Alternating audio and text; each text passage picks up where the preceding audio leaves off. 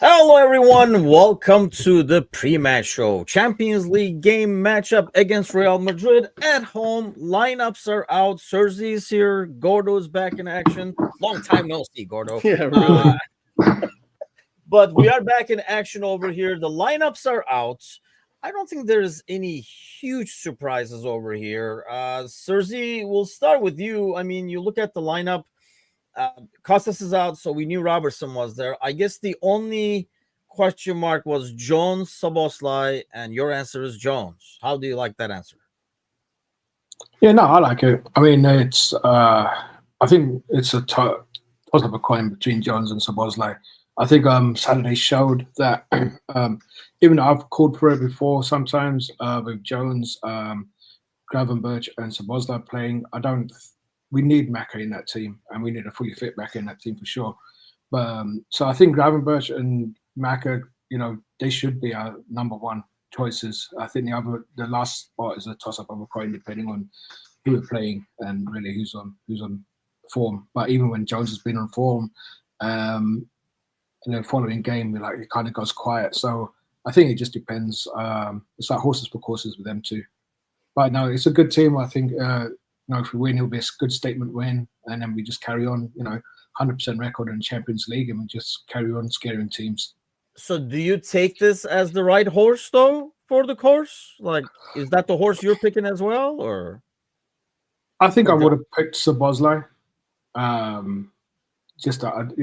think with Mbappe attacking on the left, probably I think I would have put Szoboszlai there. But we'll see. We'll see how it pans out. How about you, Gordo? I mean, I guess that's, like I say, that's probably the only main decision that was probably made. The rest of it kind of fills in. We kind of figured, the South Americans would be, since they play less minutes, they would start and stuff like that. But do you like that Jones over Szoboszlai for this matchup, which obviously means, we're assuming, unless there's an injury or something like that, Szoboszlai would go against City on the weekend? Yeah, that's. I think this is going to be a tough one to talk about with us because I think all of us here like Jones, but all of us would put Szoboszlai in above Jones in a big game. I think the three of us would agree with that. So it's going to be hard to be to say something that is controversial because I think we're all on the same page with that. To me, the signals, because in the recent games, Szoboszlai has been his weakness has been on the ball. Excuse me, off the ball he's been really good in terms of positionally. He's made some big tackles. He's obviously a big presence in the middle. Jones, on the other hand, on the ball has been where he shined. Off the ball, his position has kind of got us in some trouble. So if you're choosing Jones here, to me, it spells intent that Slot's going to be on the attack. He smells blood in the water with the amount of injuries that Real Madrid has.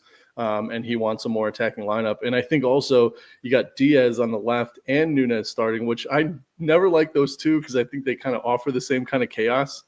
And you need a counterbalance. You need more level-headed players than chaos. But so Jones, Diaz, Nunez tells me that he's expecting to go hard attack-wise. See, that's interesting because I almost looked at that as more of he's playing it a bit more safer and solid. If you told me, hey, you got to clog up the midfield, I would probably say Jones over Szoboszlai because I have more faith in, for example, we've used Jones in the double pivot, right? Mm-hmm. So I have more faith in him being there and having the positional discipline than Szoboszlai.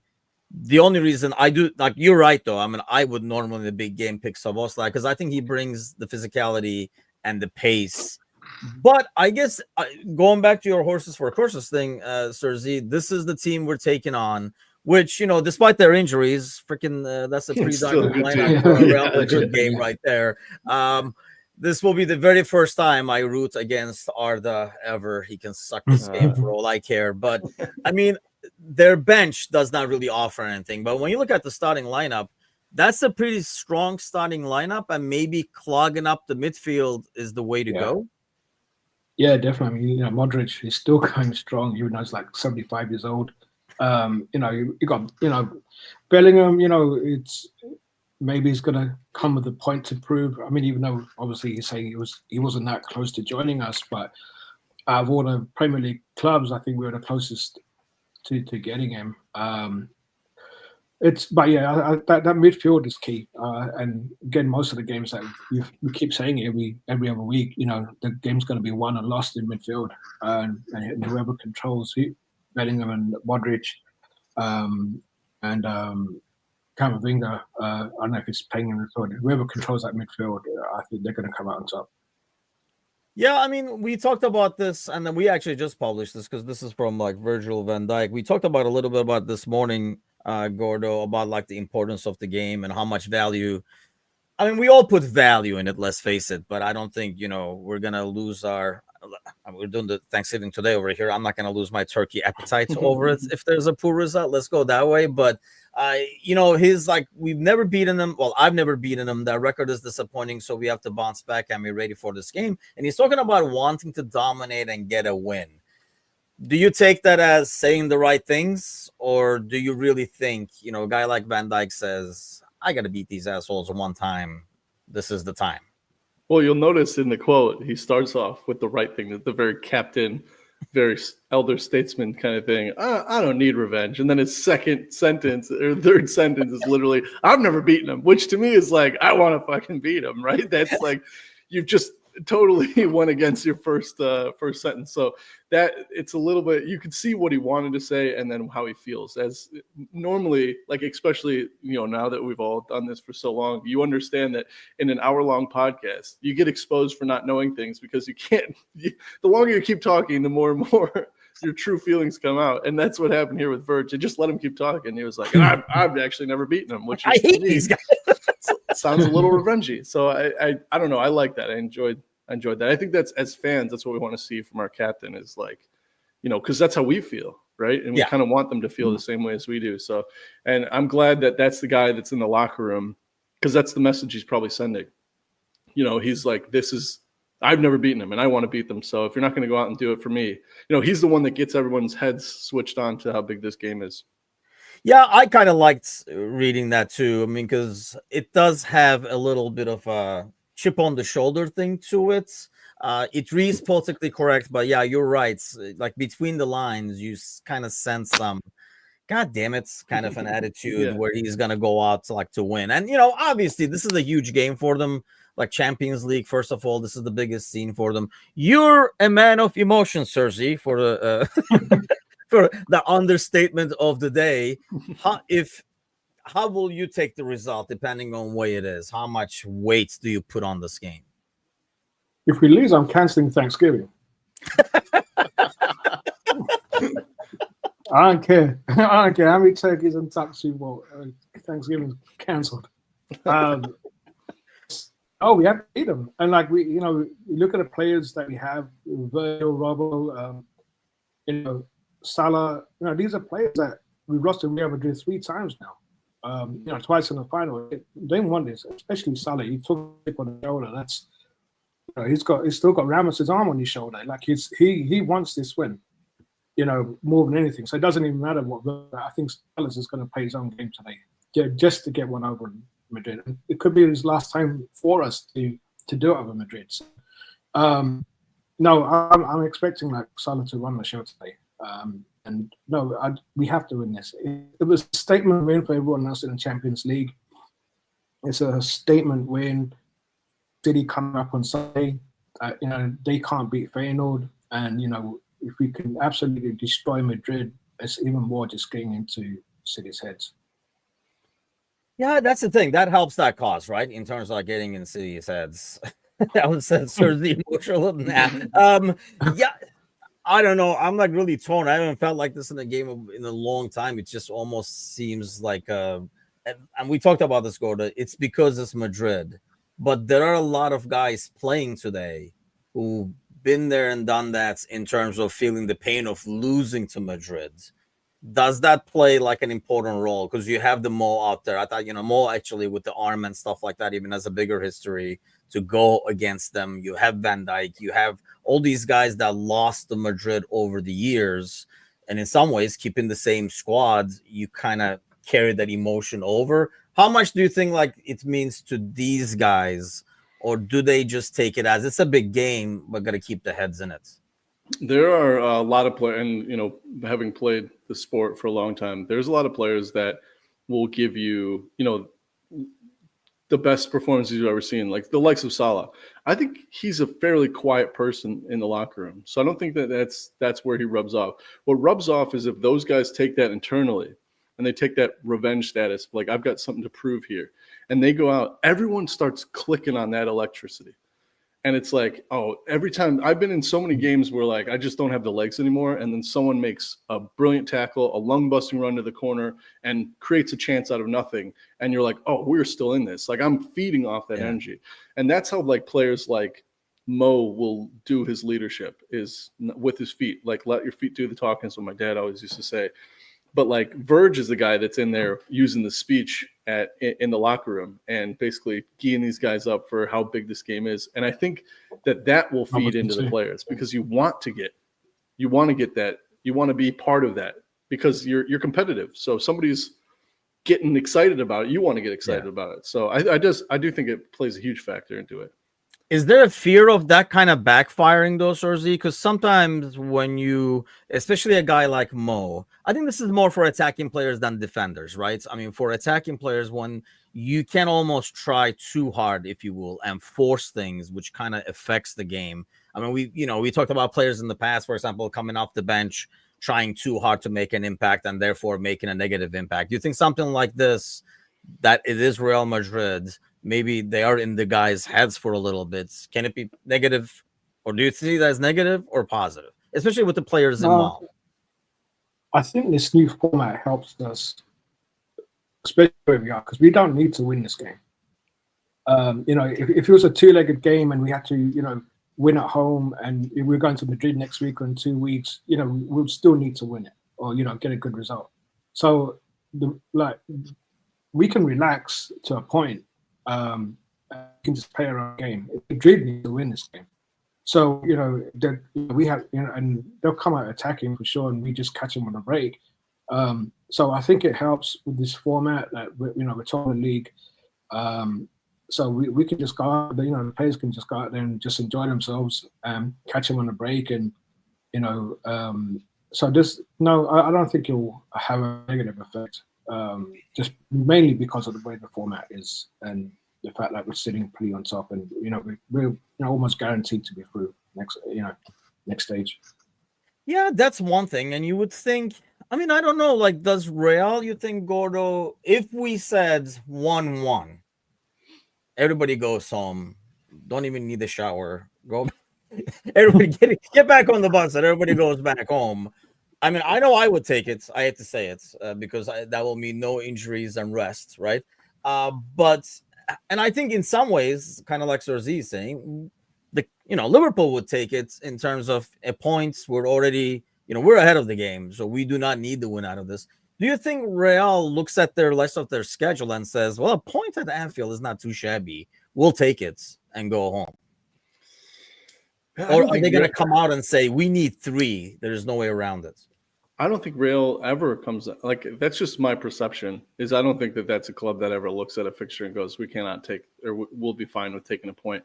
Because I think at the end of the day, a point doesn't – yes, they get a point in Anfield. They could have easily lost. But that means that the next 3 games are must – there's no excuses. You cannot drop points.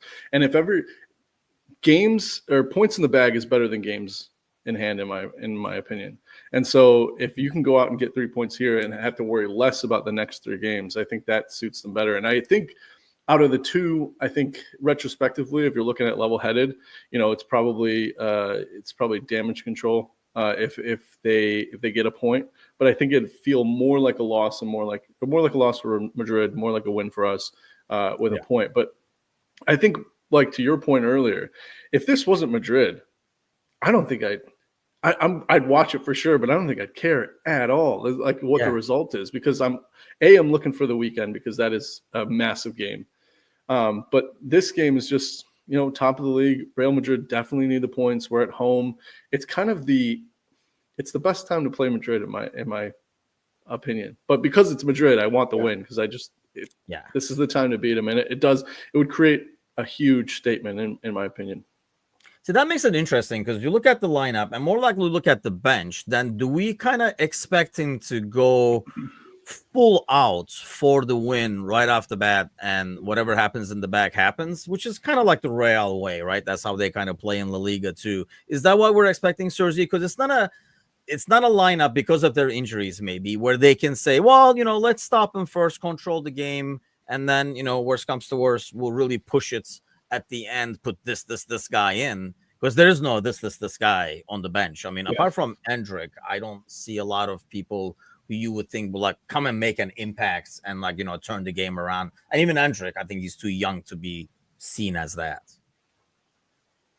I mean, Hamilton Vinicius Jr. isn't playing. I know like last time they played, they were winning 2-0. That Madrid didn't panic. They still knew they were going to play. But then they had Vinicius Jr. playing. Mbappe playing in his favorite position. Who knows? Again, I think just because of the format, like Madrid really do have to win the game. Like as Gordon was saying, like it's better to get the points in the bag now than the teams that Madrid have lost to in the Champions League. Like you wouldn't bet anything on that happening. So there's no guarantees that if they don't get a point today or they don't win today, they're going to win the next 3. So I think they're going to come out and try I don't see them sitting back and letting us press them, knowing who we have in defense, knowing who we have in attack. I think this is probably the worst game that Madrid can have in regards to trying to get a result. Whereas on the other side, Gordo, because I agree with Sergi, I think this is like that's the only way they know how to play, 1 and 2. I mean, you look at the lineup. Aside from that, up top, that's all they know, and that's kind of like their downfall in some ways in the defensive work rate of like Mbappe and stuff like that. Whereas you look at our lineup and you look at the bench, and you can kind of see a more of a controlled approach, which Slot likes anyway. More like control the game, create our chances, have more of the possession. Because we can put in some new, fresh legs off the bench, whereas Modric is going to be like, we said he might play till he's 80, but he's still, whatever he is. I don't know what he is, 36, 37, whatever the hell he is. But, you're going to be able to get more fresh legs out there and maybe, really push it towards the end, whereas you don't see Real getting that chance. Yeah, you look at who we have on the bench, and it's a lot of level-headed, controlled players that aren't as aggressive as the ones we started. So, in my opinion, if I'm looking at this as a manager, we get the early goal that puts even more. There's already a ton of pressure on Madrid to win this game. You get the early goal, and then basically hold that lead. And as Sergi pointed out, we had a 2-goal lead very, very early in a game, and we ended up losing it. So, it's not a guaranteed win, but it continues to pile pressure onto Madrid. And the players we have on the bench are the type of players that can not only give you options to attack, but can also shut the game down defensively. It's a really balanced, level-headed, no nonsense guys on the bench. And the guys that we started are kind of the all-out attackers. So I think that, in my opinion, when I'm looking at the lineup, that's my game. That would be the game plan that I'm thinking Slot has. Yeah, I agree. I think it's just going to be a more of a keep it under control. You have the people to create chances. They do have their woes defensively. I think that's like their biggest issue. I obviously missing Vinicius, who I feel like is a better player than Mbappe overall, is a huge ordeal by itself. But because you can have Mbappe pouting, I think that's like the biggest difference when we were talking about the comeback, Sergi. I can see when it's 2-0 down, Vinicius is going to still keep going full speed. Mm-hmm. Whereas you have an Mbappe who's going to like put his head down and then, complain about not getting the ball here or there to my left foot, to the back of my foot, to the front of my foot kind of a deal. But key guy for you, Sergi, to have, for us to dominate and for you to have Thanksgiving, who has to have a solid performance? The midfield, I think McAllister. He needs to control that midfield. So McAllister and Gravenberch controlling that midfield, and then obviously that being key. I think he's going to be a big difference between the two teams today. How about you, Gordo? That's not a person. It's the space between Diaz and Nunez is going to be, in my opinion, the difference, because they're two guys that you are going to be interchanging. They're going to be moving a lot. They're going to be running between lines. They're both going to be looking for through balls over the top as well as balls to the feet with their back to goal just to take it at you. And their movement and the space that they can create between them, I think, is going to be the biggest factor, especially with Valverde over there playing like a makeshift right back. Could be a tough day at the office for him. So that's who I'm looking for.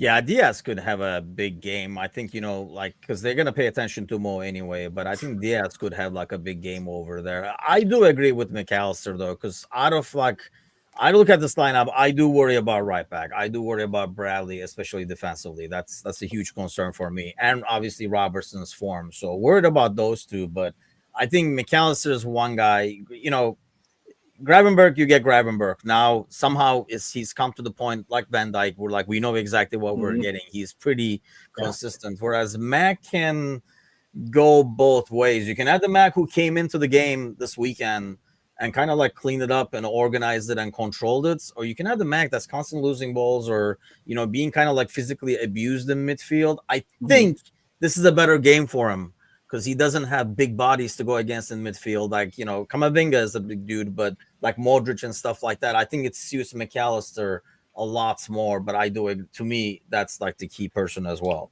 And they're going to be looking for balls on the ground too, that suits McAllister a lot better than balls over his shoulder. Prediction time. It is almost kickoff time, so let's roll with the predictions. Give everybody a few minutes to get settled in. Gordo, what do you have? Still sticking with what you got? Yeah, I still think a win. However, looking at the bench and just the game, I'm going to say 2-2, 83rd minute, corner, Gomez header, game winner. 3-2 is actually my prediction as well. I do think, they will find a way, but I think we have the people. I just can't. I don't know what it is. As successful as this team is, I'm still my paranoia is still very high, and I don't have the confidence level I had of the team 2-3 years ago. Maybe it's a lack of time of seeing these guys in action. I don't know what it is, but just don't have that overall confidence level on the back end. Sparky is going with 2-2. Thursday, will there be Thanksgiving? Will Thanksgiving be canceled? I think we're 4-2, and I think we concede just because of Bradley. Bradley's my biggest worry on that. Mbappe. But yeah, I'll go for 4-2. I think Salah's going to want to make a statement and then shove out Carragher's ass. 4-2. Yeah, so like double servings, if you will. So yeah, everyone's prediction is that we're conceding too. I just want to point out. Right. That's maybe where the lack of confidence comes from. Yeah, are we gonna get the other goals? Because I do think they find a way.